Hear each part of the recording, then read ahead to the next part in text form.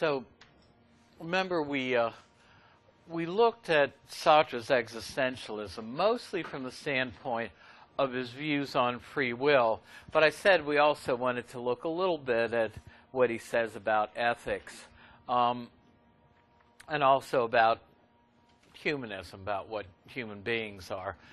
So we wanted to see a little bit about what goes on in continental philosophy, because we're not going to spend a lot of time on that in the course. So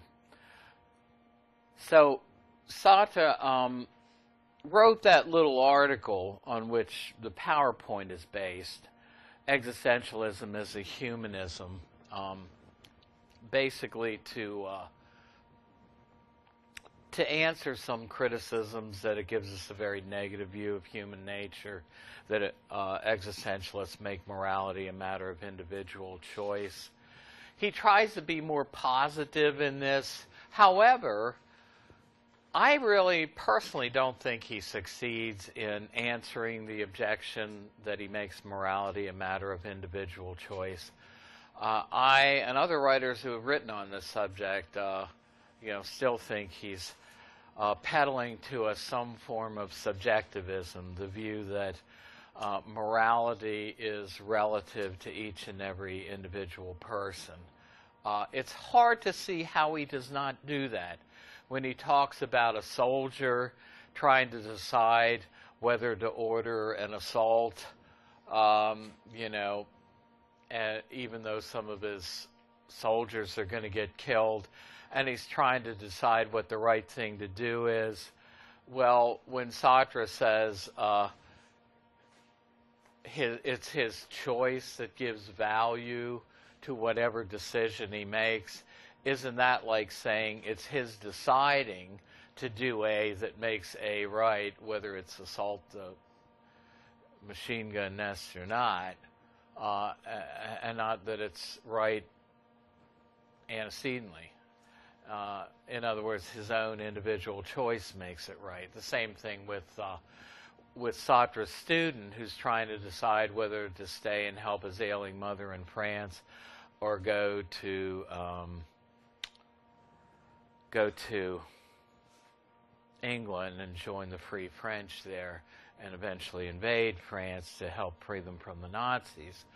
Sartre says, look, choose. That's my advice to you. Basically saying you give value to the whatever choice you make by choosing it, which if it doesn't make morality an individual matter, I don't know what is. Now, Sartre tries to claim that when we choose, look, if you came in, there are copies of this up on the desk. Pick one up. Basically, Sartre is saying that when we make a choice, we also say that this would be the right thing for other people to choose. Now, when we look at Immanuel Kant, who does believe in an absolute objective morality, Kant can say that. Kant can say that I want to choose what in this situation, what I think would be right for everybody to choose. But it's a little hard to see how Sartre can do that. And Sartre does not accept Kantian ethics. So those are the criticisms he's responding to. And two kinds of existentialists. There are existentialists who are also theologians. They try to mix usually a very liberal version of Christianity with existentialist themes, and there still are today. Sartre is not in that camp. He agrees with Nietzsche's assertion that God is dead, and what Nietzsche meant by that, among other things, is that not that the God of the Bible was once alive and well and unfortunately passed away, but that God is an irrelevant concept for we sophisticated people in this era. that we just need to get rid of that concept. Sartre is in that camp, so he's an atheistic existentialist. And this affects what he thinks of human beings. Well, the belief that all existentialists share is the belief that existence precedes essence. Yes?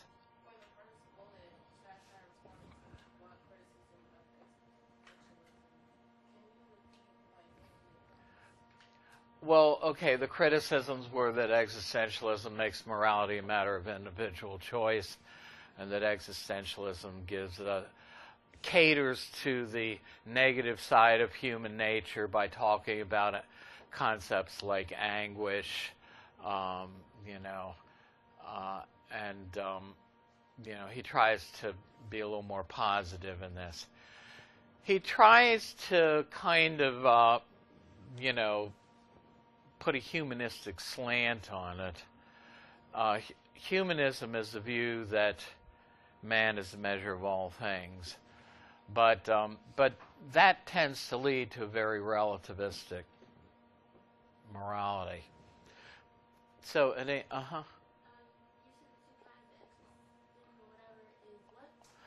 religious existentialists and atheistic existentialists. So, while there are religious existentialists, Sartre is an atheistic existentialist. He rejects belief in God for himself. So the belief that all existentialists share is that as far as the human situation is concerned, for human beings, existence precedes essence. Now, what do we mean? Well, the essence of a thing is its essential nature. What makes a thing what it is. In other words, the essence of a triangle is to be a plane geometric figure with 3 sides and 3 angles. Now, we're going to see that Aristotle thought that rationality was our human essence. We are essentially reasoning beings, that we have a fixed human nature. And that's the classical view. It would also be the view of the traditional Judeo-Christian view. However, Sartre rejects that. He doesn't believe that there's any fixed human nature. He believes that it's up to human beings to make their own human nature. It's up to us collectively to decide what a human being is. And Richard Rorty, who was down at the University of Virginia when I was down there, and while he's not an existentialist, he buys into a lot of what Sartre is selling. He says, consider it this way. Look at the problem of whether, if we get to the point where we can make an android. Right now you just see them in science fiction.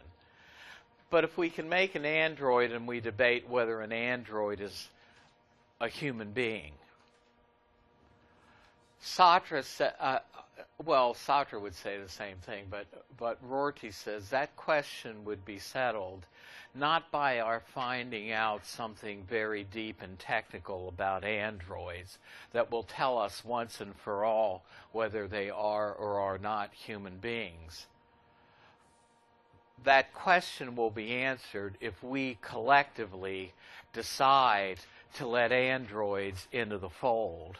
If we decide as human beings that we're also going to call androids human beings, then that's all there is to it. But it's we collectively as human beings who have decided what a human being is going to be and to let androids or not let them into the fold. Well, the belief that they share is that as far as human beings go, existence precedes essence. Existence precedes essence.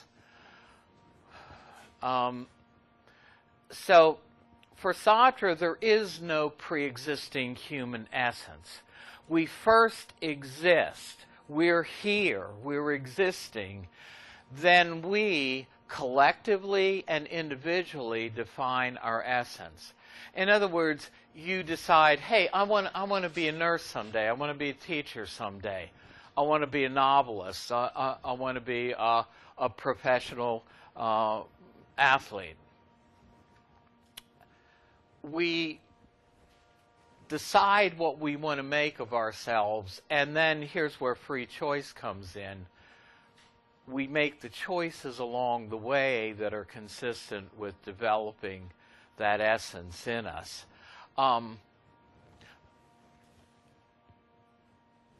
But this is also one reason why Sartre is not a determinist.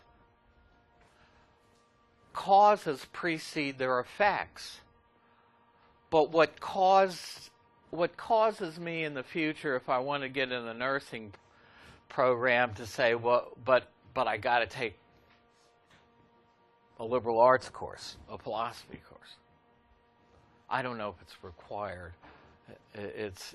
But in other words, what may cause you today to make that choice is something in the future. And how can that be the cause, the kind of cause that somebody like de Holbach and Laplace are talking about? So Sartre thinks we make entirely free choices. They're not conditioned by anything other than what we want for our lives. So the first principle of existentialism, then, is that we're nothing but what we make of ourselves. Yeah. Well, okay, I'm up to what defines human nature. And well, okay. Well, the belief. All right. How are humans like the paper knife? I mean, I'm trying to do this and bring these together, and also the one after it. Basically, we saw that Sartre is an atheistic existentialist. However, if God were around, Sartre says the case for human beings would be like that of a manufactured object, like a paper knife, where a plan, a design, somebody has to design the product, right, before it ever exists, before it's ever built. So in the design for the product, you determine what it is going to be, essentially. So the essence of the product, the essence of the paper knife, is there before it exists. So for a product like the paper knife, essence precedes existence. Its essence is defined before the first one is ever made. And Sartre says if God were around and decided what human beings are to be and created us much like we make a product like the paper knife, God would have a preconception of what human beings are to be and would make us in accordance with that divine plan or preconception. And so the case of human beings, if God were around, would be like that of the paper knife, that our essence would be predefined by God before the first human being ever existed. So essence would precede existence, right? But now drop God out of the picture, as Sartre wants to do. And if there is no God, then there's no God around to have a pre-existing concept of the essence of a human being. So Sartre says we have no essential nature. We first exist, and then we define what a human being is to be. So for us, existence precedes essence, and there's no pre-existing human nature or essence. Now, this is totally the opposite of what Aristotle believed. Okay. So the first principle of existentialism, then, is that we're nothing more than what we make of ourselves, that we define who we're to be. And this is the basis of our responsibility, because nobody else is responsible for deciding things for human beings other than themselves. So basically, our responsibility for deciding who we are, deciding what's morally right and wrong, is on our own shoulders. It's something we determine. Now, it's a source not of joy for us. You say, well, wow, we're free of traditional morality. We're free of all constraints. Sartre says, man, this annoys me that this one thing catches the wire. The way they have. What Sartre says, I'm going to sit down because my back has been bothering me. So what Sartre says then is that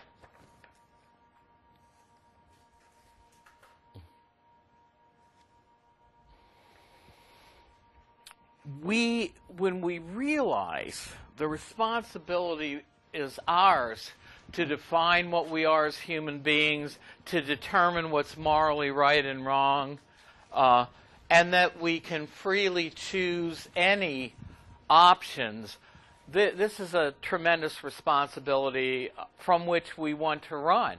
We want to escape. This causes us anguish. Well, okay, I'm basically on is responsibility the choice of the source of joy or anguish. I mean, I'm trying to basically go through this, but to go through this in a less than mechanical. You guys want me to go through it in a entirely robot mechanical way. Here's the point, and here, whereas I'm trying to put a little style and panache into this. So we anguish. In other words, we anguish at the responsibility we have, and yeah.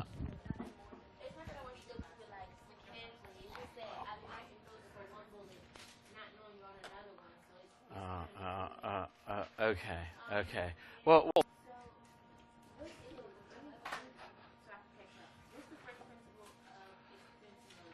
we are nothing but what we make of ourselves.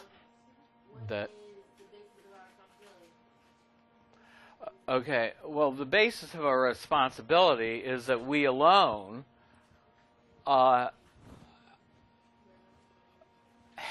to make something of ourselves and make these choices.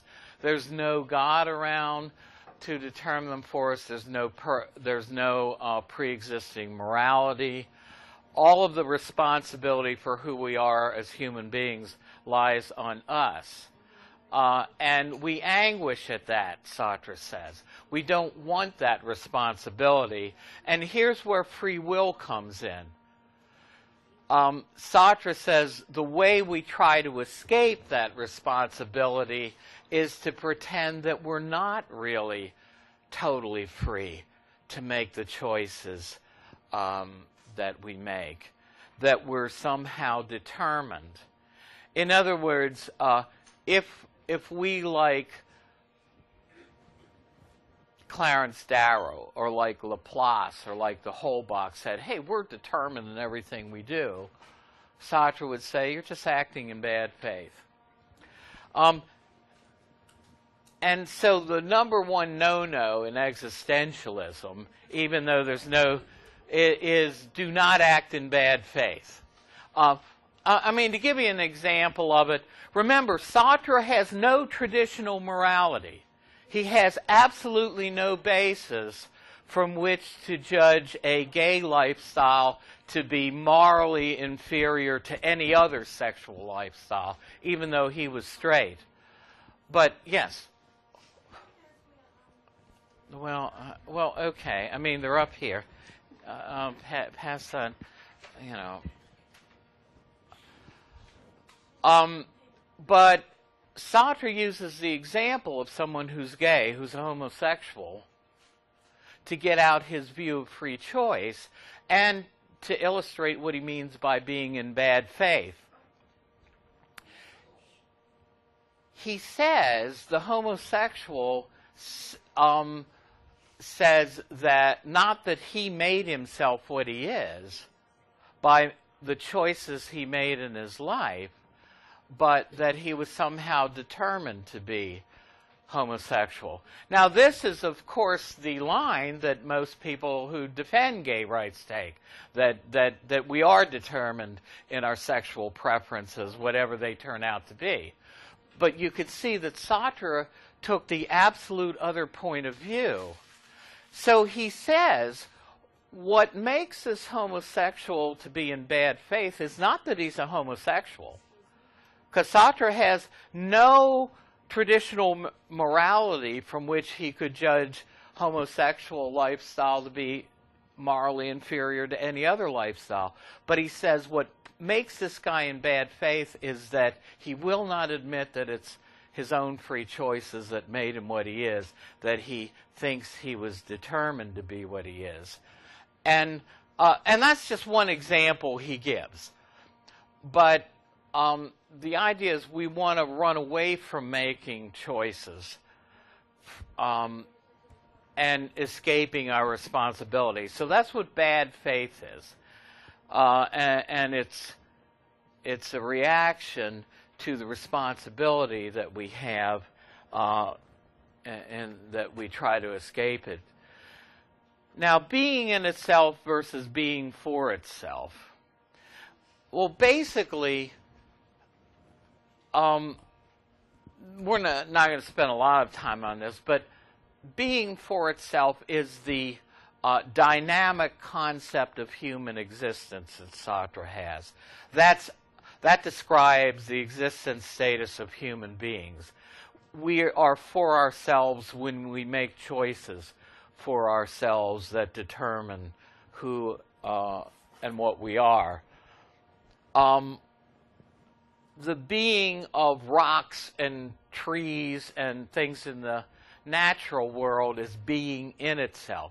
Now, Sartre will admit that they are determined. In other words, the laws of nature work on the coffee in this cup to let it seek room temperature and become cold when it's hot. Sartre can say that these things are determined, but he says human beings are not determined in this way, not by genetic factors, not by environmental factors.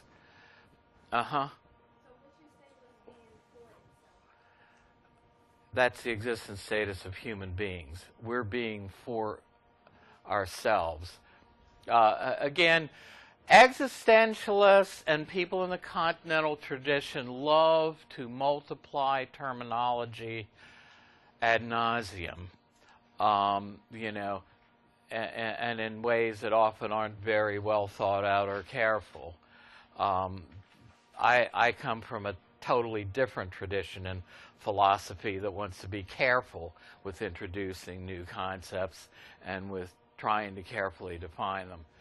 But yeah, being for itself is the existence status of human beings, and it contrasts with the existence status of everything else around us in the natural world. Yeah, everything in the natural world is being in itself. Être pour soi versus être en soi, right, in the French. Well, abandonment is the idea that we as human beings, that our situation is that we're totally alone to make our choices, what we're going to be, what human beings are going to be. There's no moral guidance anywhere. There are no universal truths, and certainly none in morality. I'm going to go through the next ones fairly quickly. The implications for finding reliable moral guidance are, he says, we can't find it within us and we can't find it without us. Feelings from within, he says, are no guide because we produce feelings by our actions and not the other way around. And also there isn't any reliable thing like a conscience. Outside of us, he says, if we try to go to a counselor for moral guidance, frequently we decide ahead of time what answer we're going to get by who we choose to be our counselor. Right? I mean, doesn't this happen in the real world? You say, well, okay, I know what I want to do here, but I'm not going to ask Mary if I ought to do that because I know she doesn't like what I'm about to do. But so I'll ask Paul. He's pretty accepting of, you know, and so you get the answer you want by who you decide to ask. And Sartre, who's writing after World War II, says if somebody came to a priest who was a Nazi sympathizer, he'd get a different answer than he would from a priest who was not one. So, so at any rate, so he says we can't get reliable advice. Sartre's advice to the people who came to him had to make the decision about going to England and joining the Free French or helping out his mother is choose. Just make a choice. And you give value to the choice by choosing it. Well, again, if that's not saying that you make morally right whatever you choose by choosing it, it wasn't antecedently right or wrong. I mean, if that doesn't make morality a matter of individual choice, I don't know what does. So that's why I don't think Sartre successfully answers the critics who say that he's selling what philosophers call subjectivism, the view that morality is relative to human beings, each individual. So at any rate, his advice to his people then is choose and live with your choice. Now, we saw that determinism is basically the view that a unique past, a unique causal past determines a unique future.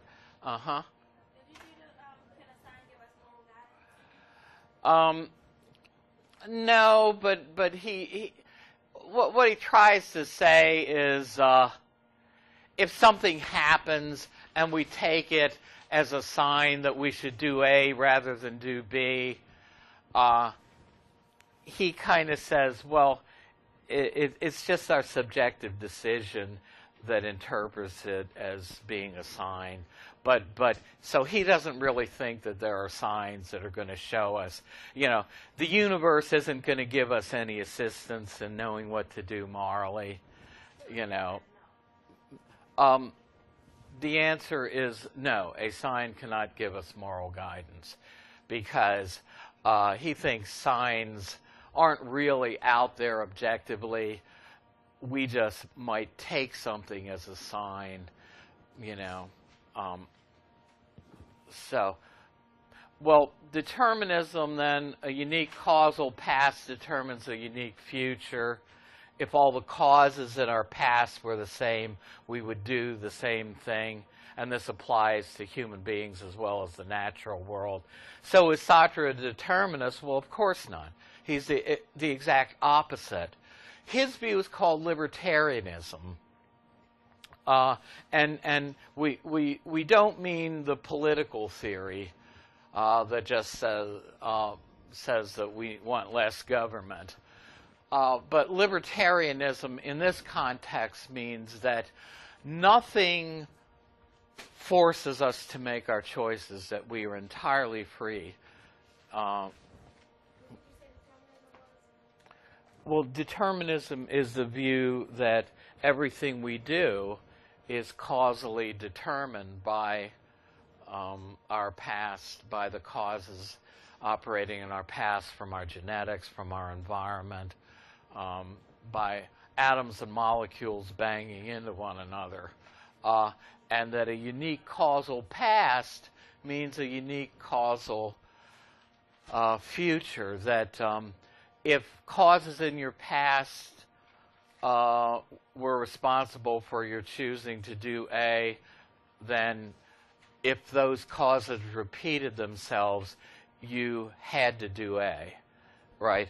This is the view, hard determinism especially, of de Holbach.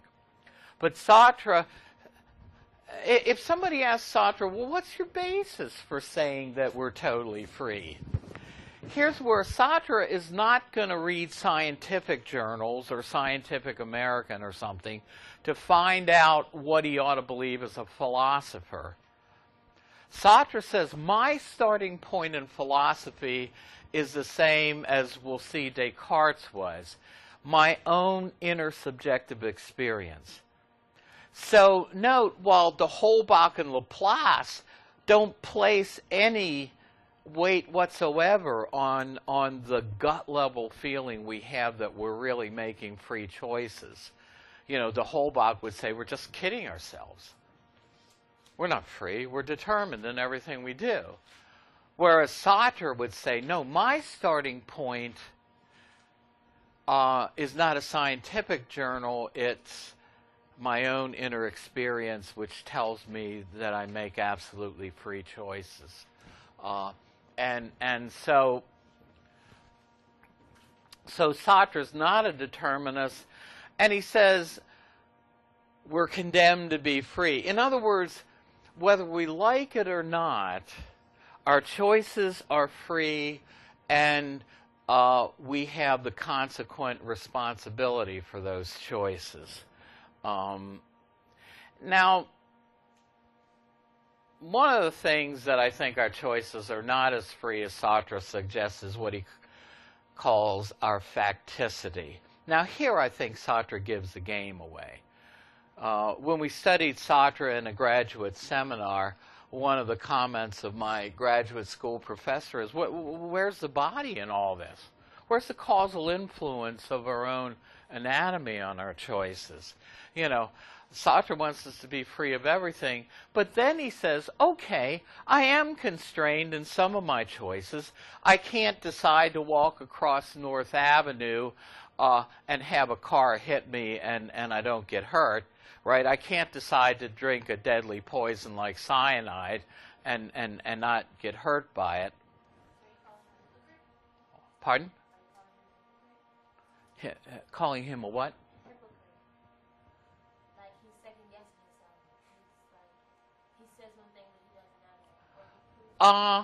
No, I'm saying that he sincerely wants to believe that nothing constrains our choices, but when he raises this issue of facticity, isn't he saying that there are facts about my anatomy that I can't change? I mean, I can't, jump off the ledge out there and fly.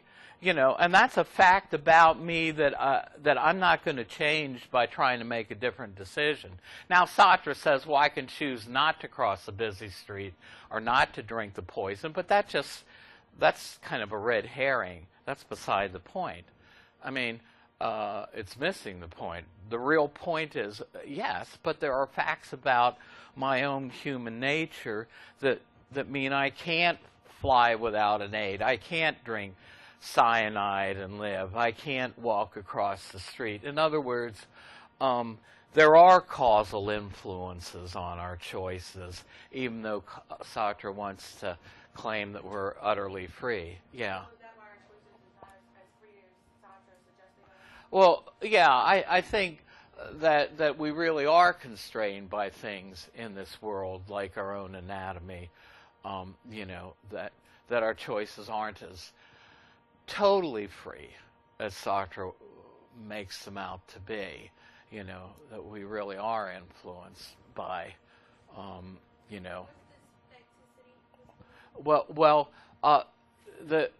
facticity is bound up with the idea that some of our choices do seem to be constrained by things in the world that that we can't, as I said, drink poison and live. You know, but what he calls our facticity, I think, is really an admission that that we're not as free as he wants us to be, that there are facts about our human nature. And see, I believe we do have a pre-existing human nature. Yeah, we can make some decisions that change who we are to a certain extent, you know, but I can't, you know, all of a sudden decide I'm going to be 6 foot tall or something like that, you know. There are things that constrain us. So, and even if others try to limit our freedom, he says we can bang on the hood of the car or choose not, you know, but still, I mean, other people do constrain our freedoms in various ways. So, you know, so Sartre, for him, we're not as free. Well, I think it was good that people did have a lot of questions, but it means that I didn't get very far, but that's all right. Maybe what I'll do is also copy the one from the previous class where I did get through Aristotle. Now remember, there are PowerPoints on all of this, but there also are integrity files. And if you can't play them at home, you can play them on campus, you know, for most of this too. So if you missed a class, you can go back. And remember, in integrity file, you'll see the individual slides, so you can jump around just to a part where maybe you didn't understand somebody's view. You don't have to view the whole 30-minute or 40-minute integrity file, you know. Okay, so bring a number 2 pencil. I'll have some, but the one way to make sure that you have a good one is to bring your own. Bring your Scantron form and your essay. Remember, there's a 10-point penalty for late essay, so you want to have it in on time, and have a good weekend. I'll try to check email if you have a question. Okay. Okay.